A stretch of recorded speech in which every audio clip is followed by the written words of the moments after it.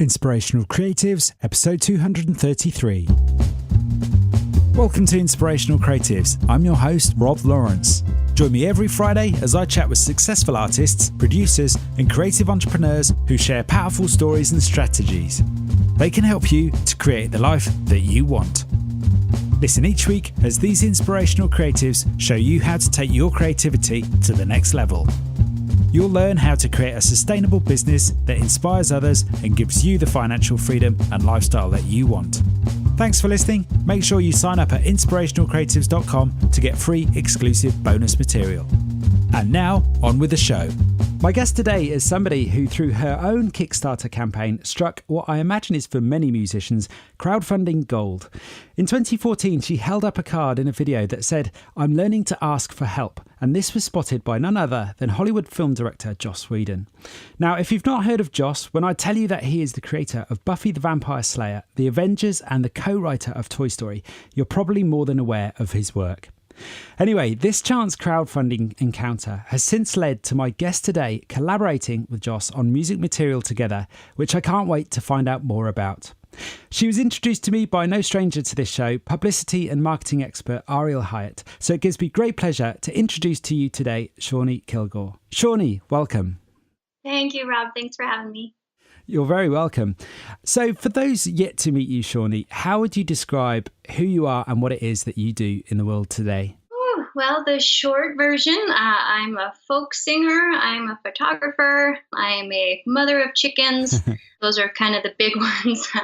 But yeah, I travel around. I write a lot of music. 3.5 years ago, I started writing a song a week. It was going to be a year-long challenge, and I just haven't been able to stop yet. So that is a big part of what I do. And I just make music. Yeah, that's the story. Wonderful. And how long have you been making music for? Is this something you've done for the best part of your life, or is this a relatively new endeavor? Well, I started playing guitar when I was 14 years old. I was in love with the lead singer of the Australian rock band Silverchair. Oh, yes.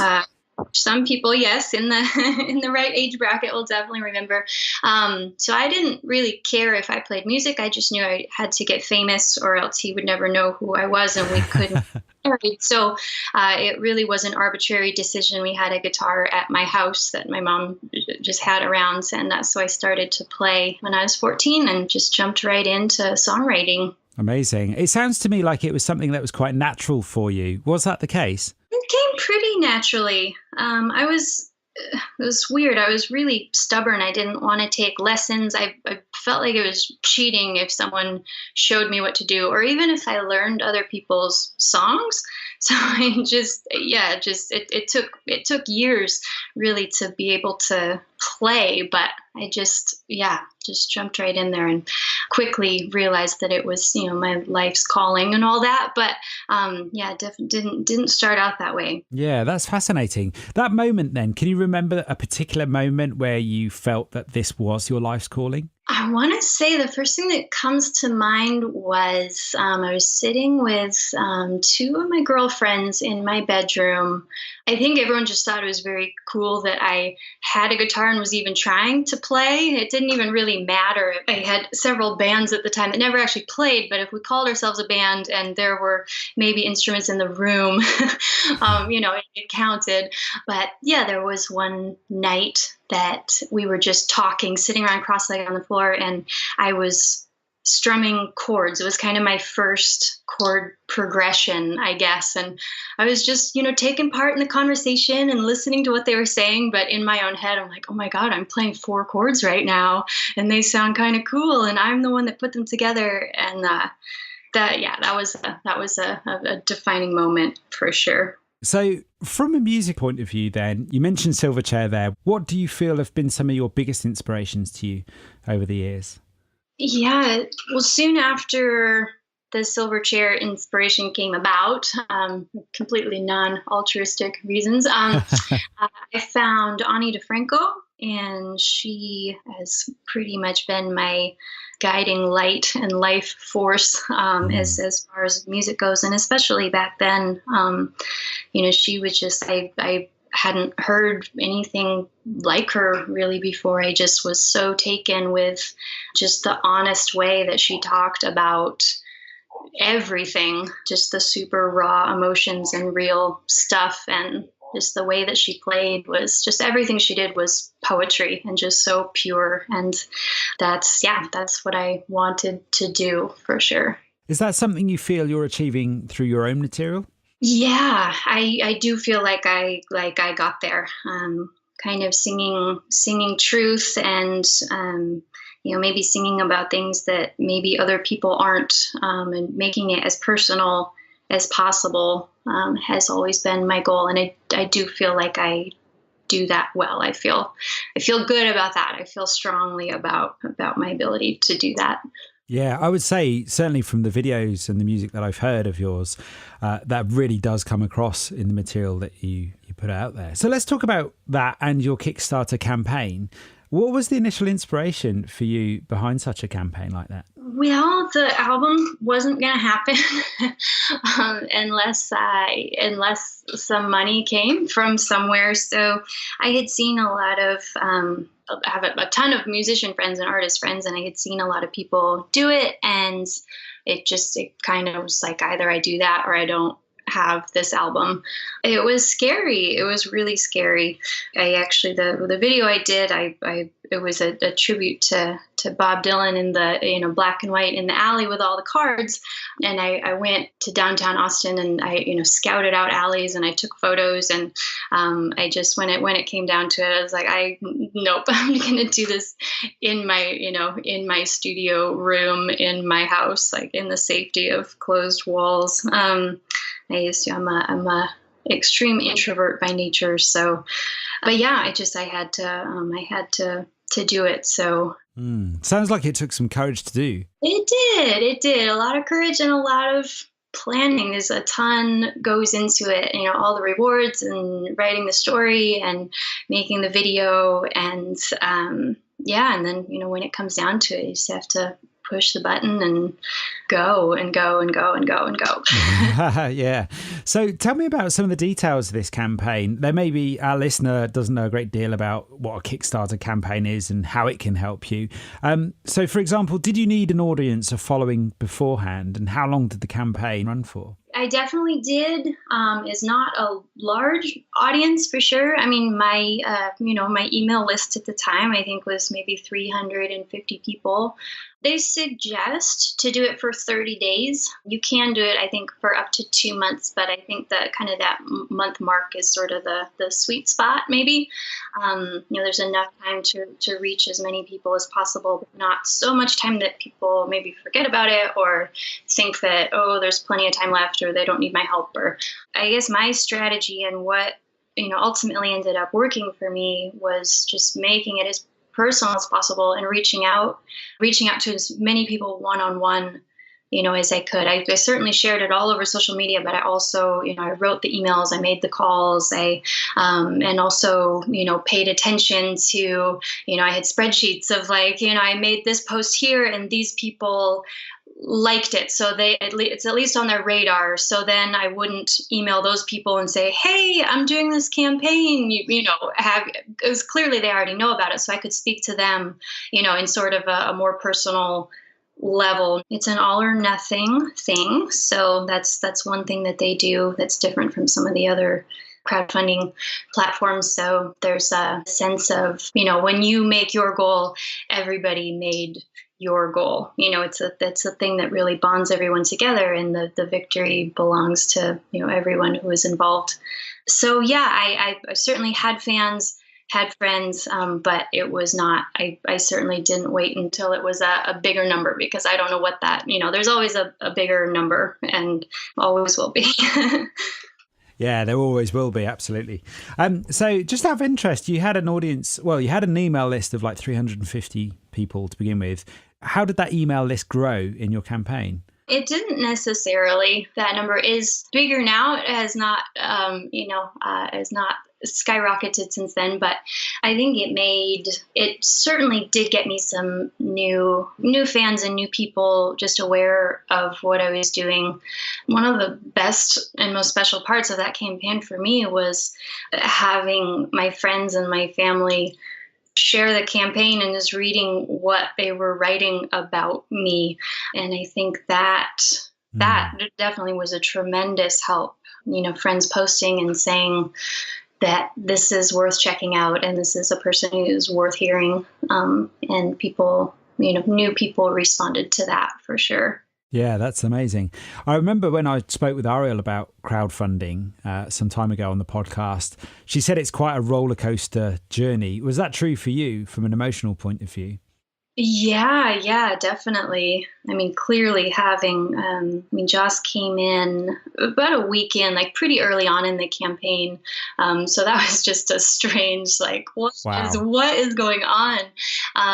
But yeah, I mean, that very first day of launching, your first backer is just, you're just overjoyed and ecstatic. And just every single time that someone, just every time, it was so cool and so amazing. But it was a lot of work for sure. And there were definitely days where, maybe nobody hopped on board today, or, getting to the end and having it be pretty close. I talked to one friend who did when he's a filmmaker, and I think he said he got 60% of his funding in the last 3 days of the campaign. Wow. It's just I don't know how people don't have heart attacks at that point. Mine didn't come down. I think I made my goal, I guess, a few days before I ended. Thankfully, it did not come down to the wire for me at the last minute. That's really exciting. So what was the specific goal for your campaign? I asked for 10,000. Right. And that was to make the album? Yeah, that was to make the album. I guess I picked a number that was large enough to make me choke a little bit, but not too big, that I didn't think there was a possibility that I could get it. I know a lot of people really break it down. They're like, hey, I need this part of this money is going for this part of the project, and it's it's all broken down. And I didn't have that. I just was like, I think that this is a number that I can achieve, and so that's what I'm gonna work with. Amazing. So you mentioned there Joss and his involvement with your campaign. How did that relationship with him evolve from that point onwards? What happened? Well, at the end of the campaign, his reward was a personalized song written for him. So when the campaign was over, I sent him an email and said thank you, and asked how he wanted to proceed with the songwriting, if he had ideas, and he did, and we talked about the song a little bit, and I got to work on that. And it was just a few days later that he emailed back and said that my Kickstarter song had gotten in his head and it spun off this other set of lyrics. And so, I mean, within the first week that we were emailing, we had already made a song together. And it was a very organic and comfortable. I never felt intimidated by him, and that was almost weird at the time. I felt so much like I should be intimidated, but I just wasn't. He was a friend right from the get-go, I feel like. Yeah, that's amazing. You mentioned there that your workflow was very organic. I'd love to ask you a little bit more about that, but I think that's just so inspiring there, what you just said. It's the fact that you never know who's going to back you on one of these campaigns. And it's really fascinating to me to think that somebody with his experience could back anybody. So anybody creating a crowdfunding campaign could have anybody getting involved. You never know what doors it's going to open for you in that sense. Yeah, absolutely. I mean, I think that goes with a lot of social media as well. And interestingly enough, actually, I booked a show with a gal in New England, and I had mentioned it because it was right around that time I mentioned it, and she said, "Oh, that's funny. He backed my campaign too, but I didn't think it was actually him."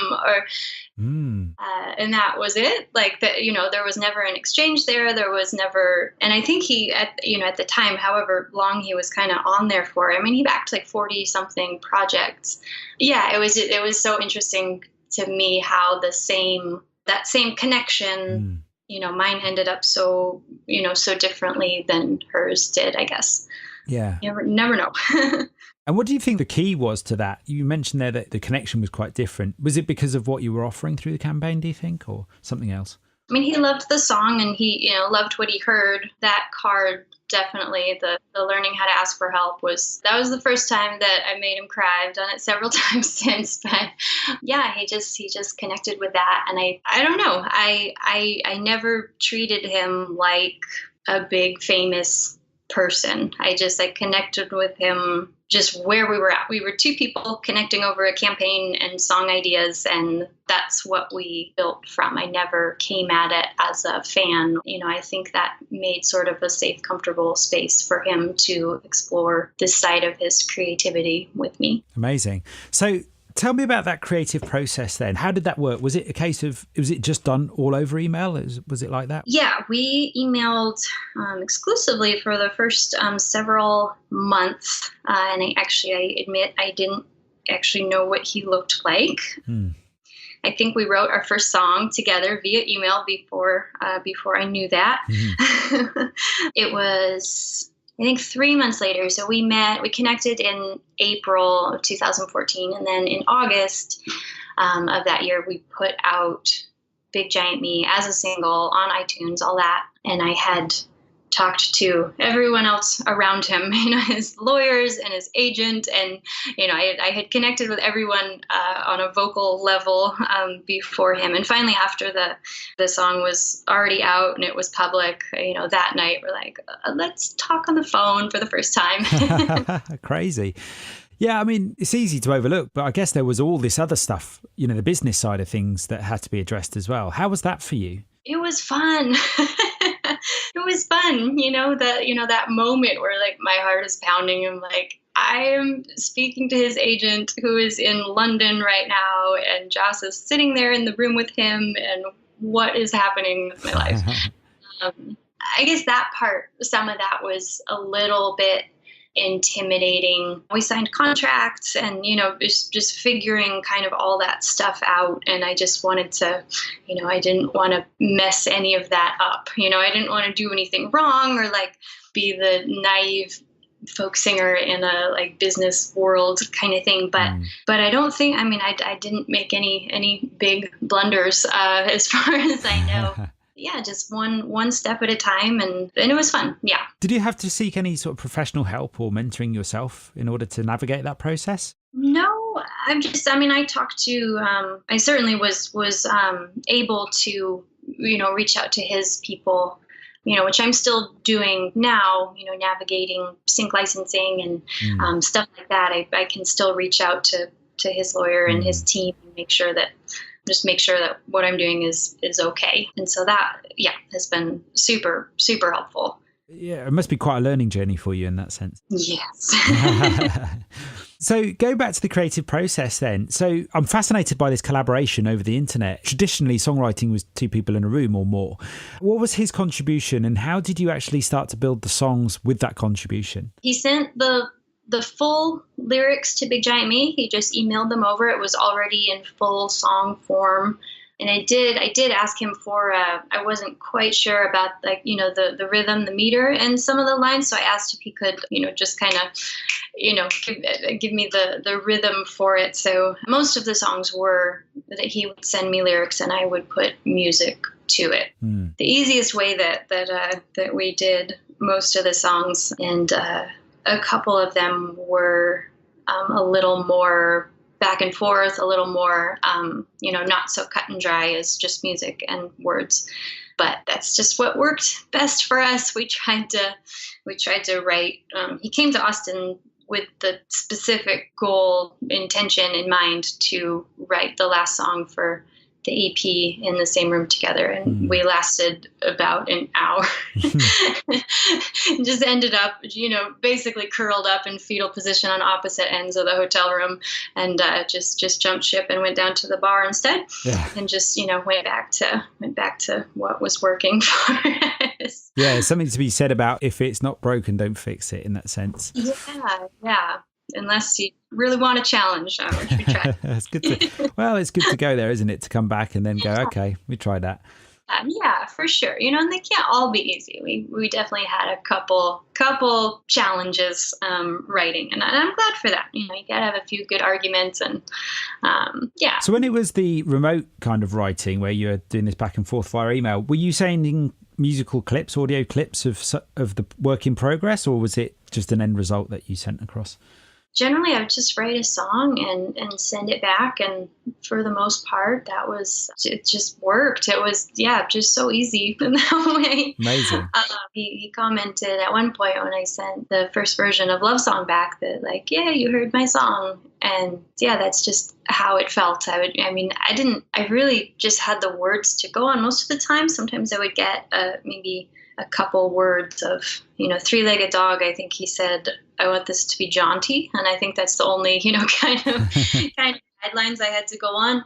And I just went with what felt natural, and it ended up being the right thing most of the time. So have you got any sense of how close you got to the sort of song idea he had in his head in the first instance? I mean, I know it's a bit of a hard question to answer because you speak to any musician and the songs, it sounds like the songs that come out aren't quite that close to the original inspiration. But how close do you feel you got to his vision for each of these songs?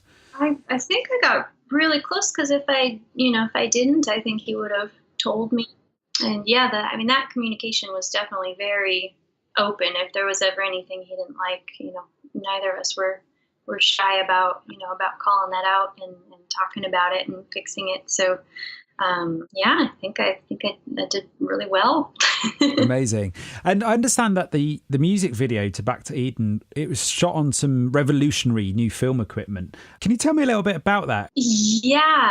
Well, it was his music video debut. I really didn't know what I was walking into. I just knew that for scheduling purposes, the date kept on changing, which was really hard for me because I was, trying to plan my tours and plan my life around it. So I was very, a little frustrated at first, and then I get there and I show up on set. I'm like, oh my God, this is legit.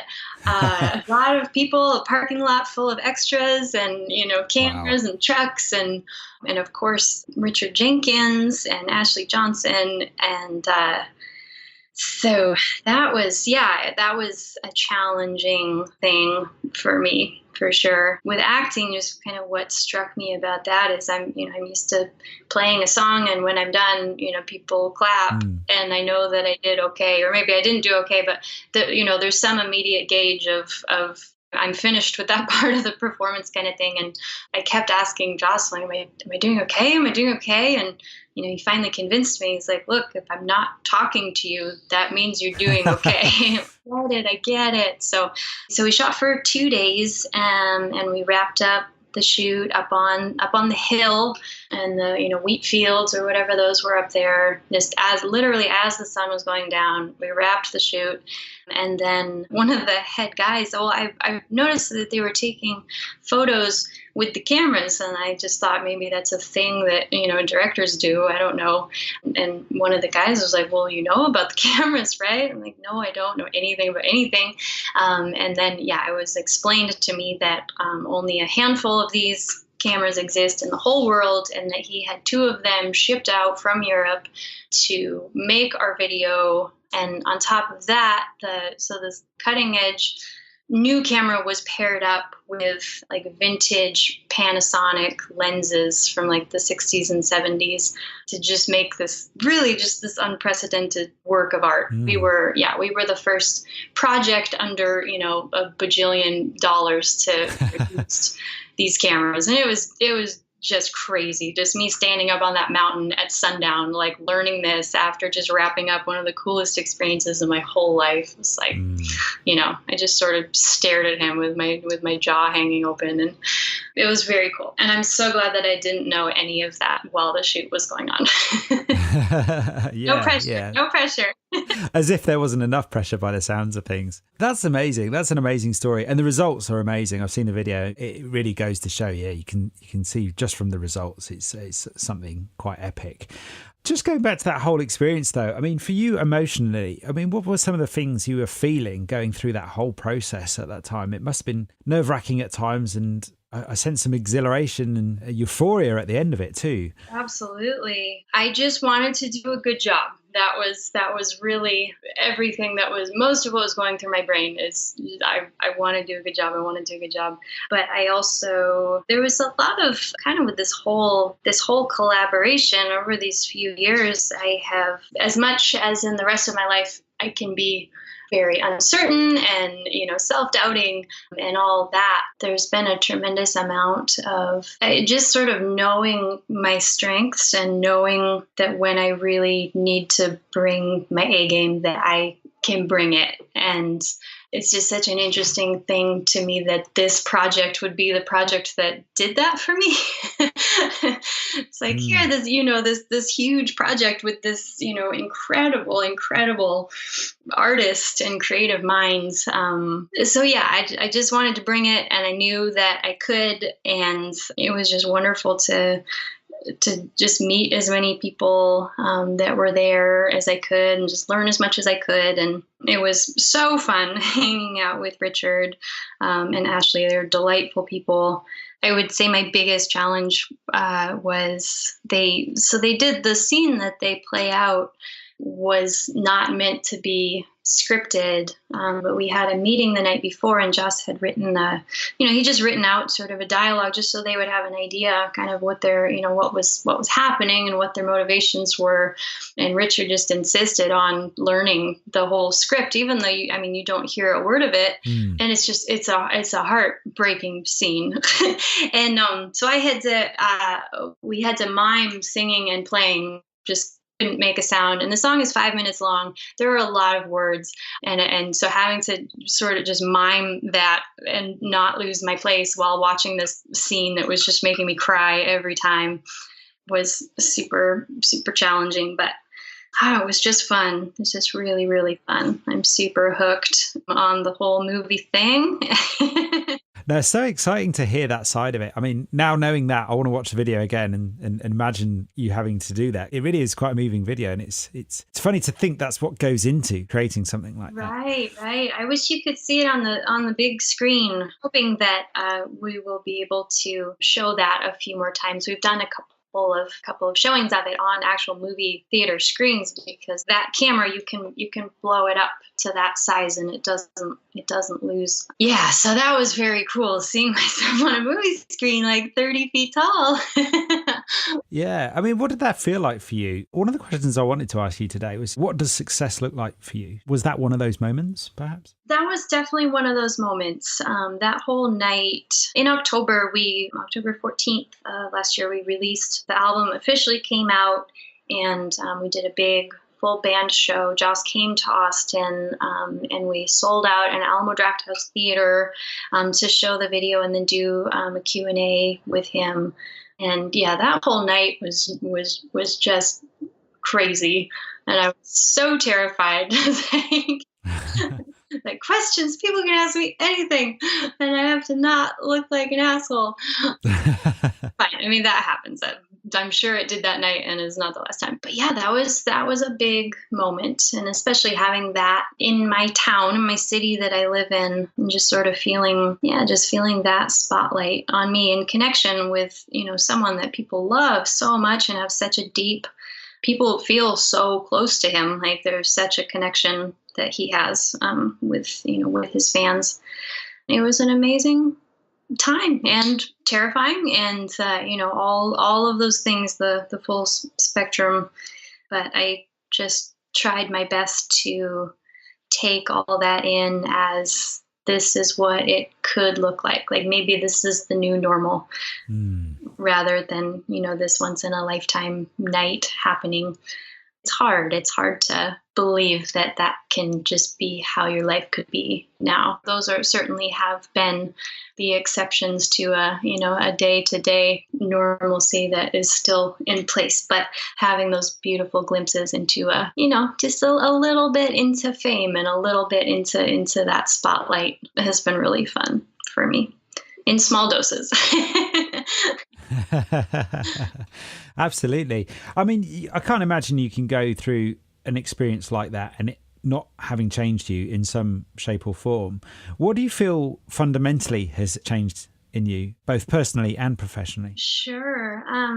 I've always been one of those people. It's very easy for me to brush aside, just downplay what I do. And especially, now in the days of the social media and, posting about everything and putting your best foot forward, people like, why, you're doing so great. I'm so excited about everything that's happening for you. And it's just kind of easy to be like, well, no, it's not, it's not exactly what you think, but I think with this project, it's harder for me to feel really truly bad about myself or where I'm at or my career, or I have this thing now that I can look at and it's just extraordinary. And I know how hard I worked and I know how much personal stuff I went through to make it happen. I am overall, I feel like this has helped put me in a much more just secure and self-loving and self-accepting. And, for God's sakes, Shawnee, give yourself a break every now and then. Like, you really do work hard and you really have done some amazing things. And it's okay if you're not a superwoman all day, every day. So that has just been huge for me. And, it's still, I am still Shawnee Kilgore, folk singer. And, this is definitely a tool that I'm able to use, but it's not, of course, a part of me, 2-3 years ago, it's like, all right, this is it. Like, this is my ticket.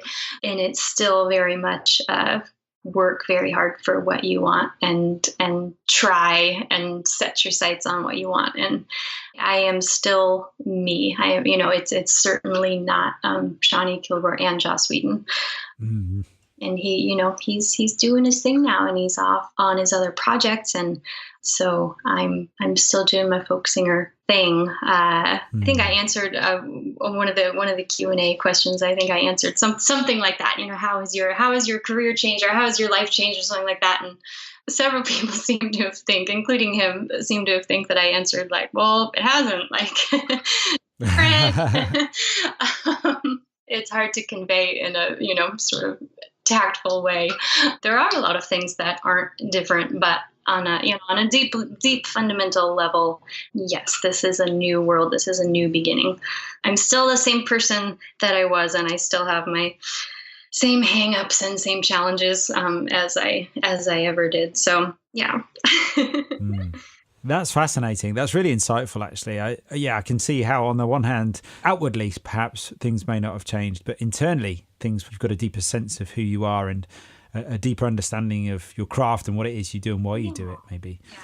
Those hang-ups, you mentioned earlier, that you experienced self-doubt and uncertainty, but also that this experience taught you more about how you can mentally prepare yourself for your A game.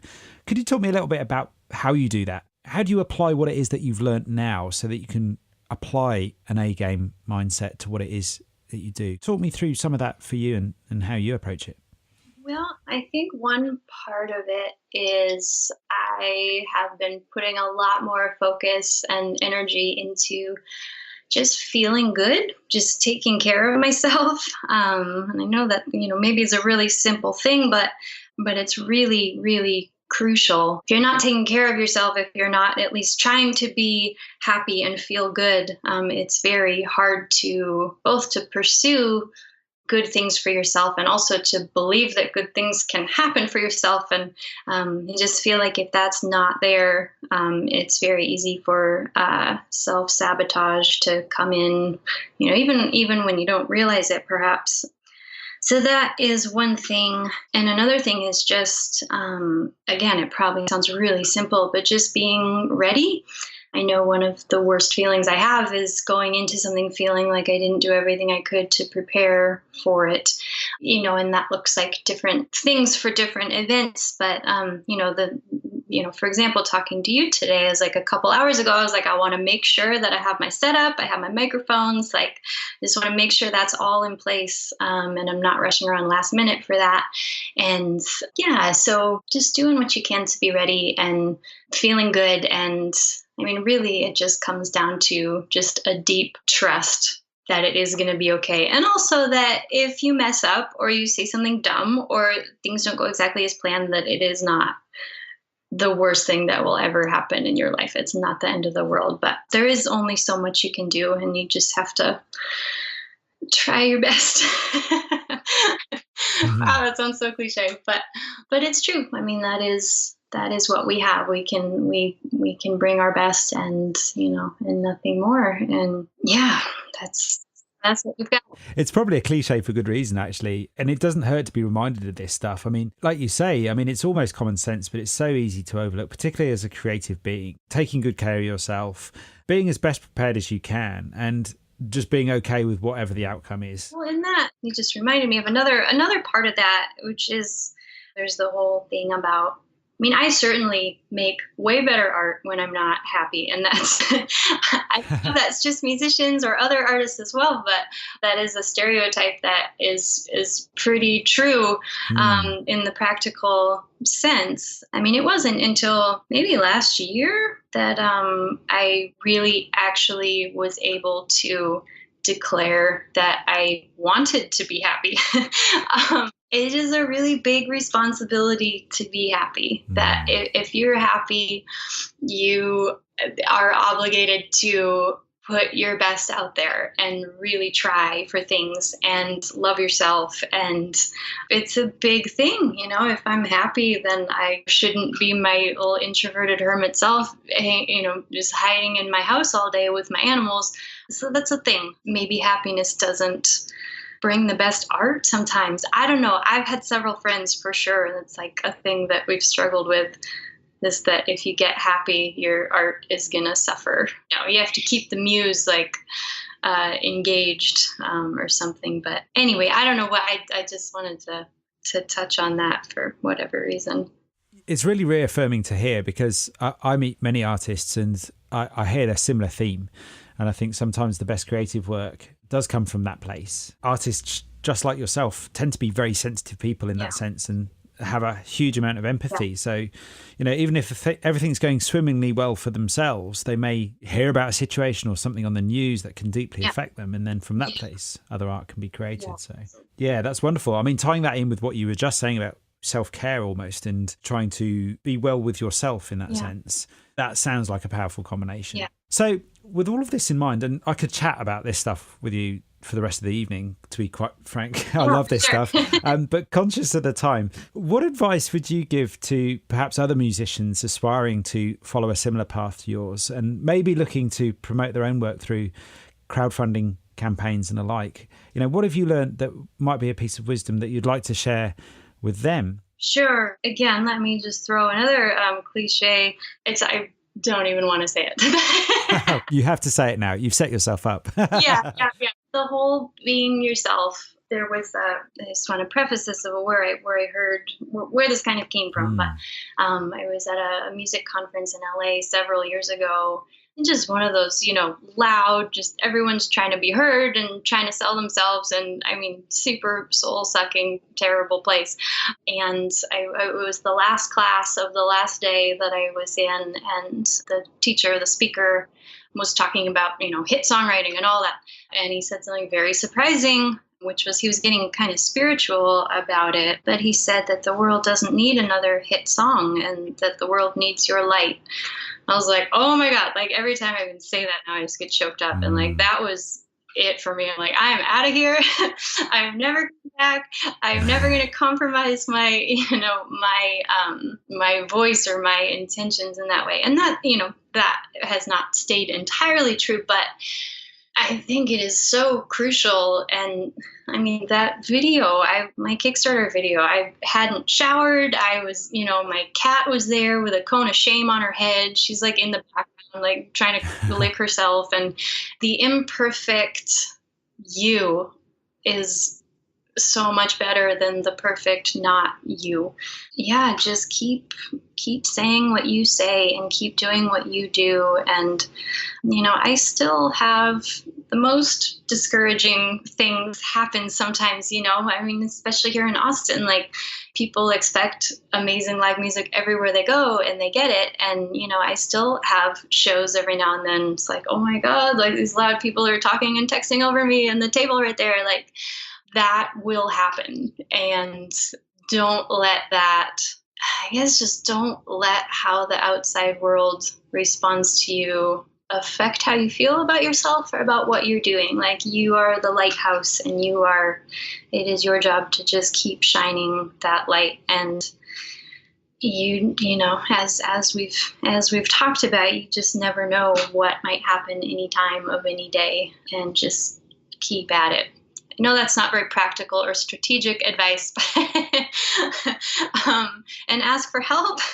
No, that's great. I think that is actually practical and strategic in many senses, because it's very much about a mindset there. And I think that's so important. On the one hand, it is a cliche, but on the other hand, it certainly doesn't hurt to be reminded of that. And I think also some of what you added to it there, I've never heard it that way before. Like the imperfect you being more shining a brighter light than the perfect you in that sense. That's what I'm taking from that. Yeah, I was pretty proud of that. I got halfway through that sentence. I'm like, oh my God, I think this is, wow, I'm going to finish this sentence. This is really... you nailed it. That was fantastic. Absolutely brilliant.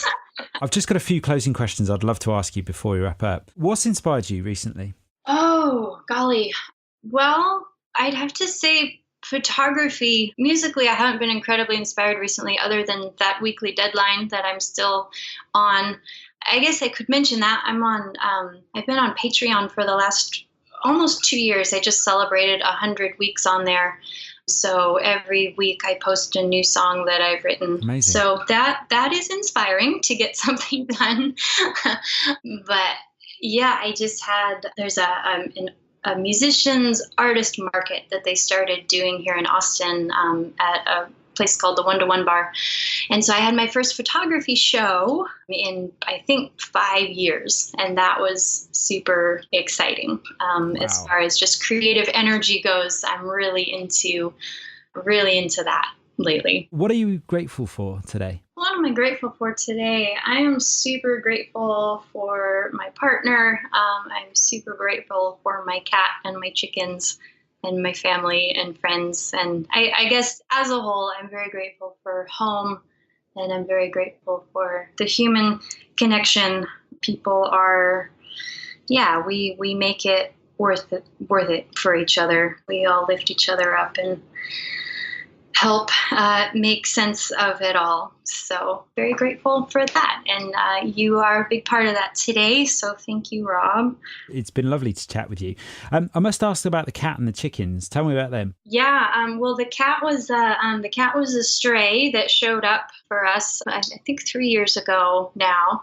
She's the sweetest cat. We tell her all day, every day. Like most of the words uttered in this house are about how sweet the cat is. And so the chickens, we got 4 little baby chicks. They were 3 days old. We got them 5 years ago. I know they were born on May 9th. They have a birthday. So I think this was 5 years. And their names are, the cat's name is Nana. And the chickens, the 4 chickens were Charlotte and Mama and Beanie and Danny.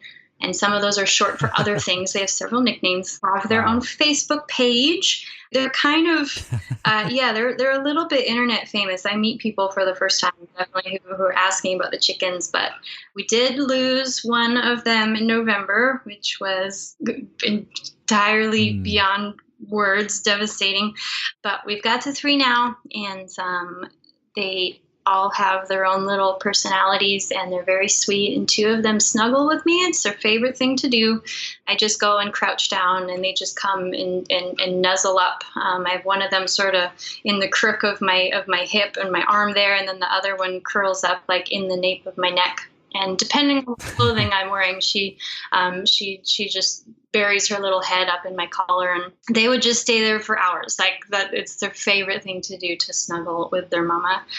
They're just wonderful. The best animals in the whole world. Amazing. Oh, I'm glad we mentioned them, like internet famous chickens.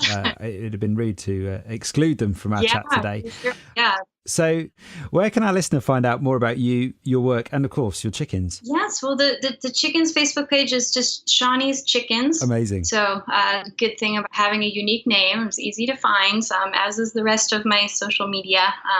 So it's ShawneeKilgore.com. Instagram is a favorite site of mine. I post a lot of photography on there, and that also is just Instagram.com/Shawnee Kilgore. There's the Facebook music page. Oh, Patreon is a good one. I made all of my posts public for the month of June to sort of help celebrate the 100 weeks thing. So there's a lot of weekly songs you can hear on there.